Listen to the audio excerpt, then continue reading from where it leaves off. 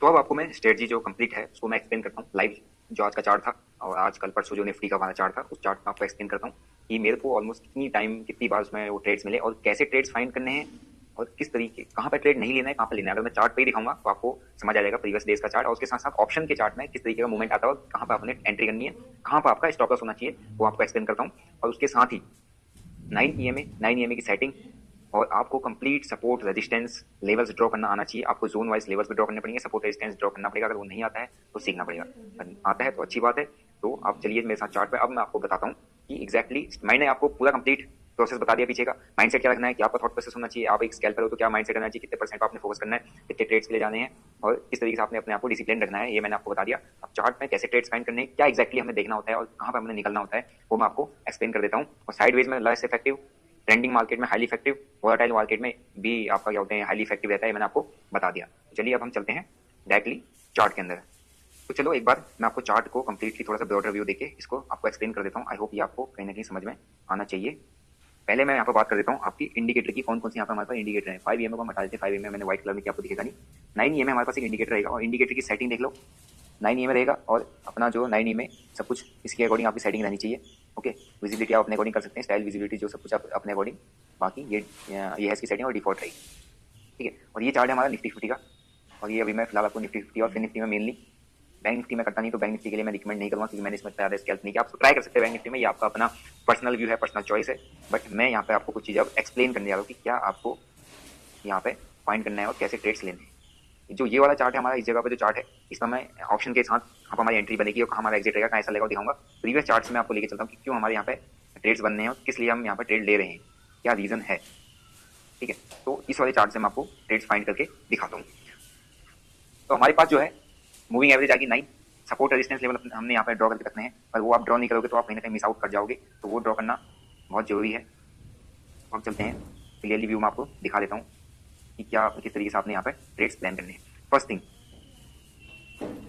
क्या आती है हमारा 9 EMA, जो हमारी 9 EMA है ये क्या रोल प्ले कर रही है कि जब भी कोई कैंडल, आपने ऑब्जर्व करना है, जब भी कोई कैंडल 9 EMA पे टेस्ट करने आती है, मार्केट अप मूव कर रहा है, 9 EMA में टेस्ट करने आती है, 9 EMA के बाद एक बुलिश कैंडल बनती है, ठीक है। अगर आप बुलिश साइड में आपको मैं सी में स्कैल्प करना चाह रहे हो ना, प्राइस क्या करेगा, प्राइस आएगा आपका तो 9 EMA को टेस्ट करेगा, 9 EMA के बाद एक आपकी बुलिश कैंडल बनेगी।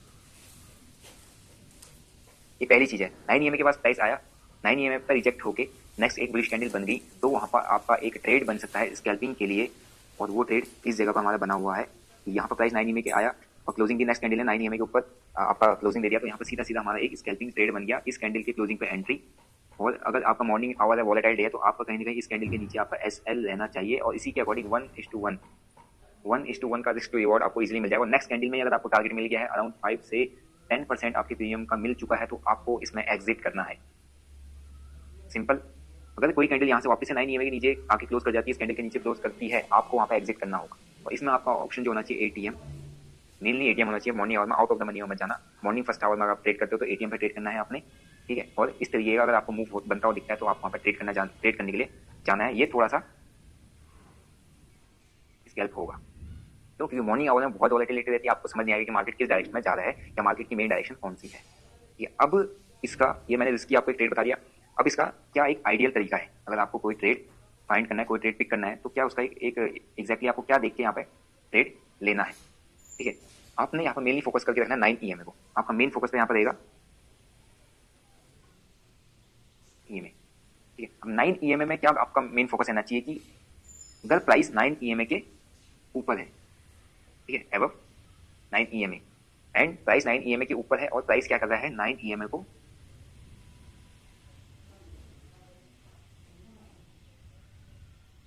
कर रहा है और 9 EMA को रिटेस्ट करने के बाद 9 EMA पर सपोर्ट लेके एक बुलिश कैंडल बना रहा है, आपको ये ढूंढना है। 9 EMA के ऊपर है प्राइस, ओके, प्राइस ऊपर आया, ठीक है। और 9 EMA के ऊपर अभी तक कोई अच्छी कैंडल हमें नहीं मिली, 9 EMA के ऊपर आया, ओके, रिटेस्ट कर रहा है, रिटेस्ट कर रहा है, 9 EMA के बाद एक बुलिश कैंडल, एक बिग बार बना रहा है, हेल्दी बिग बार कैंडल अगर बना रहा है, तो वहां पे आपको ट्रेड प्लान करना है, वहां पर आपका ट्रेड प्लान हो जाएगा। और ट्रेड के अंदर जो आपकी ये यहाँ पे हमें एक ट्रेड इस जगह पर मिला है 9 EMA के ऊपर एक बुलिश कैंडल यहाँ पर ऊपर आया, ठीक है, और यहाँ पर रिटेस्ट के लिए आया। हमेशा रिटेस्ट का वेट करना होगा। 9 EMA को डायरेक्ट कैंडल क्लोज करके आया, ठीक है। 9 EMA को हैंडी कैंडल क्लोज किया, अभी भी एक जोन पे है, जोन को पकड़ना आना चाहिए। 9 EMA के ऊपर यहाँ पर कैंडल क्लोज की थी, ठीक है, लेकिन अभी भी जोन पे, जोन के बाद निकला और रिटेस्ट करने के लिए आया, रिटेस्ट करने के बाद यहाँ निकला है, इस जगह पर निकला है। तो यहाँ पे आपका सीधा सीधा ट्रेड बनेगा, यहाँ पर आप ट्रेड के लिए जा सकते हो। स्टॉप लॉस सीधा से नीचे 9 EMA के साथ आपका स्टॉप लॉस रहेगा नीचे को। इसके अकॉर्डिंग अगर आप फर्स्ट कैंडल की क्लोजिंग पे भी एंटर करते हैं, सेकंड कैंडल पे भी एंटर आप प्लान करते हो, 1 2 3 एंट्री के बाद नेक्स्ट 3 कैंडल, मतलब मैक्स टू मैक्स 15 मिनट में आपको टारगेट इसमें मिलने की प्रोबेबिलिटी है। 5 to 15% आपको अगर प्रीमियम का मिल जाता है, आपने एग्जिट कर देना है, ठीक है। अभी मैं और एग्जांपल आपको यहाँ पे देता हूँ। अब आपको एक ट्रेड और दिखा होगा यहाँ पे, मैंने जितने यहाँ पर सर्कल बना के सारे के सारे ट्रेड है। यहाँ पे क्या हुआ, मार्केट आया, अप्रूव किया, 9 EMA पे रिटेस्ट किया, 9 EMA पे एक बुलिश कैंडल बना दी। यहाँ पे मार्केट काफी ज्यादा स्ट्रेच हो चुका है, यहाँ पे रेंज बनाने लग गया है मार्केट ने। तो ये चीज आपको ऑब्जर्व करना पड़ेगा। पहले आप इसमें फंस सकते हो थोड़ा सा, क्या यहाँ पर एक रिजेक्शन कैंडल बनी नहीं, मेनली सपोर्ट से निकल के रेजिस्टेंस के आसपास जाता है, तो बीच में जो ट्रेड बनते हैं वहां पर आपने इसको कैप्चर करने की कोशिश करनी इस ट्रेड को, ठीक है। सिंपल लॉजिक, प्राइस जो आपका जो है, अगर वो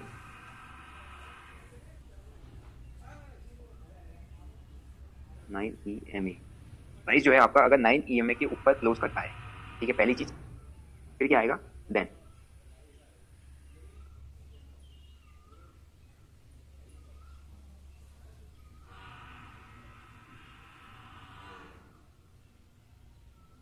फाउंड है बुलिश कैंडल आफ्टर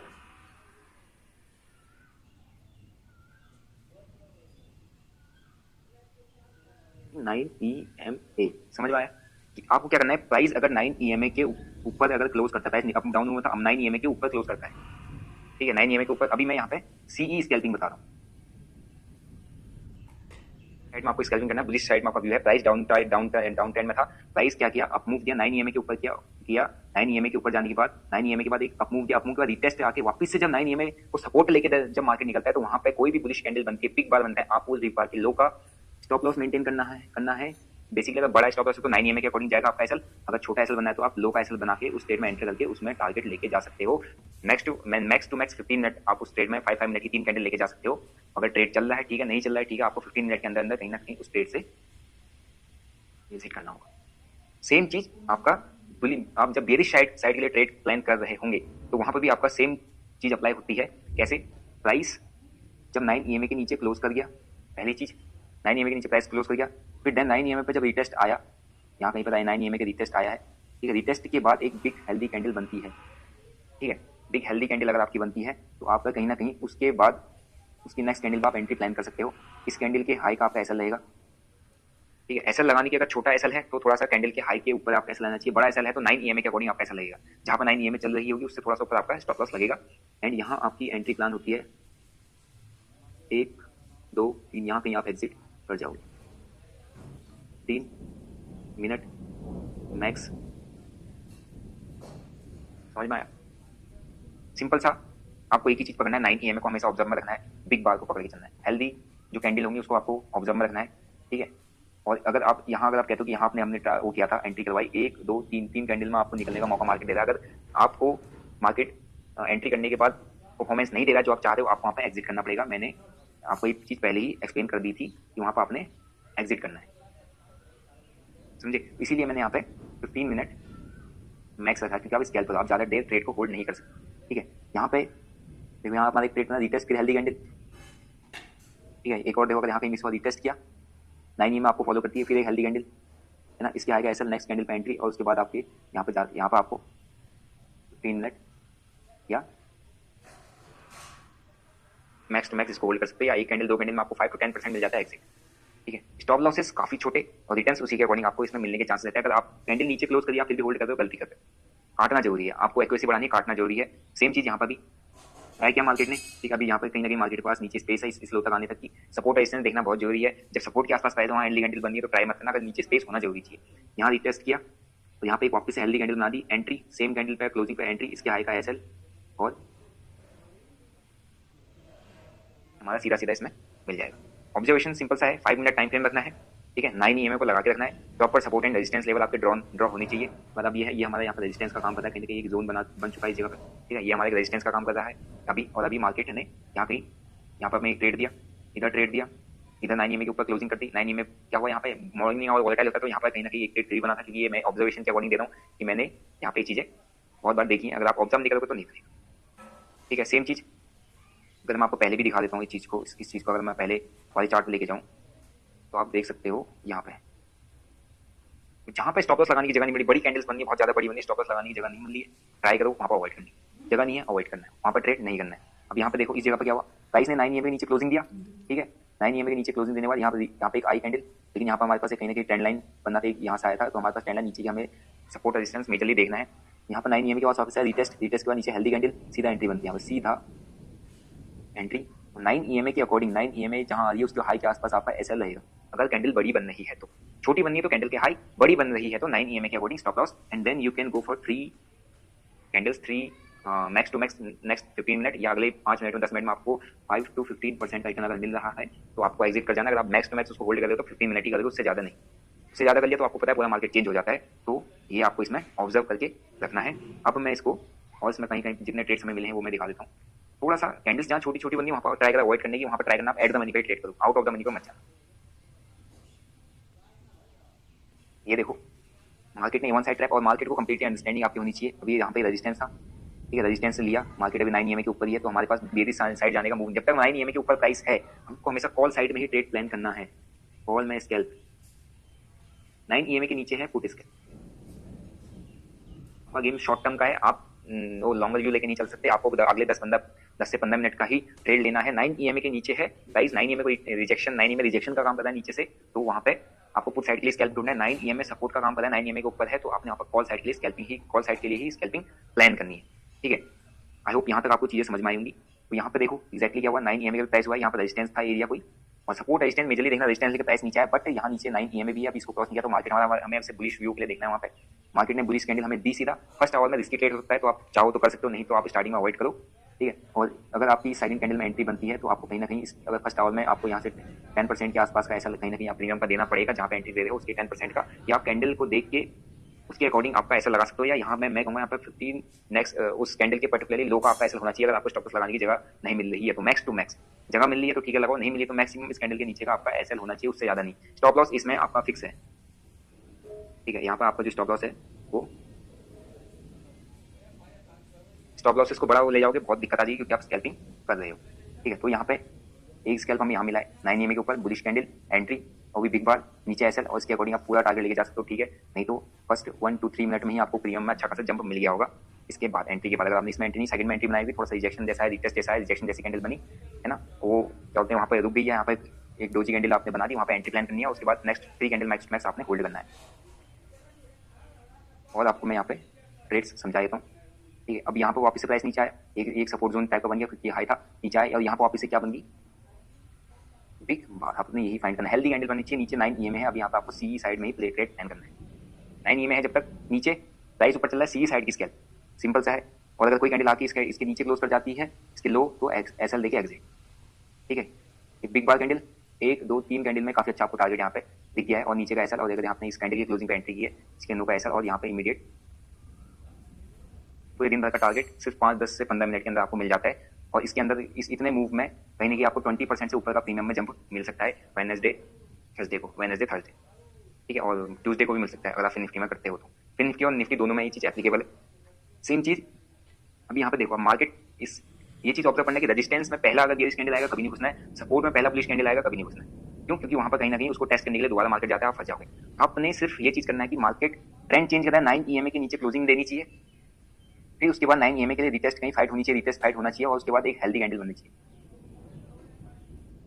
स्कैल्पिंग करना है, ठीक है। 9 EMA की रिटेस्ट, और 9 EMA को रिटेस्ट होना चाहिए, उसके बाद एक हेल्दी कैंडल बनी यहाँ पर हमारी, और 9 EMA के अकॉर्डिंग हमारा एसएल लगेगा। 9 EMA के अब 9 EMA जहाँ मूव करिए उससे थोड़ा ऊपर आप एसएल प्लान करना, आप सिस्टम पर ना लगाओ कोई दिक्कत नहीं, लेकिन आपकी प्राइस अगर इससे ऊपर निकलने लगा तो आपको एग्जिट करना पड़ेगा, एनी हाउ होप मत करना कि घूमेगा। हेल्दी कैंडल एंड देन 1 2 3 अगर आप 2-3 कैंडल भी पकड़ते हो तो यहाँ पर आपको इजीली 5 to 10% मिल जाएगा प्रीमियम, ठीक है।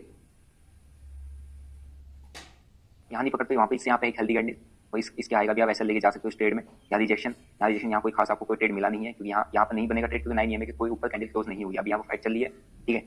अगर आप यहाँ से अप मूव स्कैल्प करोगे तो आपको हमेशा 9 EMA को देखना है, 9 EMA के ऊपर कैंडल जो है क्लोज करनी ही करनी चाहिए, और उसके बाद रिटेस्ट के बाद प्राइस निकलना चाहिए, क्लोज करके नहीं घुसना है। प्राइस आया, रिटेस्ट किया, रिटेस्ट करने के बाद यहाँ पर कहीं पर रिटेस्ट किया, इसके बाद आप जा सकते हो,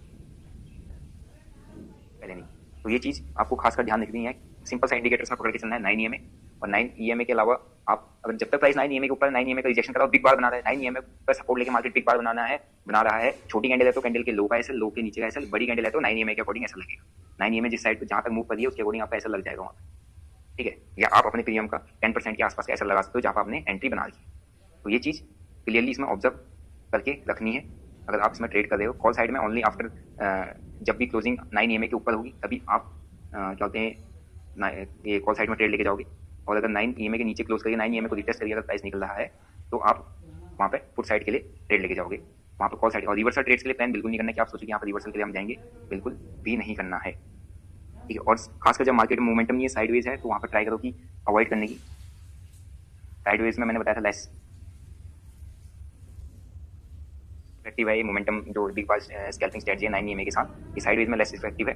पर जहाँ पर 9 ईएमए को सपोर्ट लेके मार्केट बिग बार बनाता है तो वहाँ पर आपको ट्राई करना है कि एंटर करके अगले 2-3 कैंडल में स्कैल्प करके आप निकल जाओ, ठीक है। प्राइस ने 9 ईएमए के ऊपर क्लोजिंग किया, क्लोजिंग करने के बाद 9 ईएमए को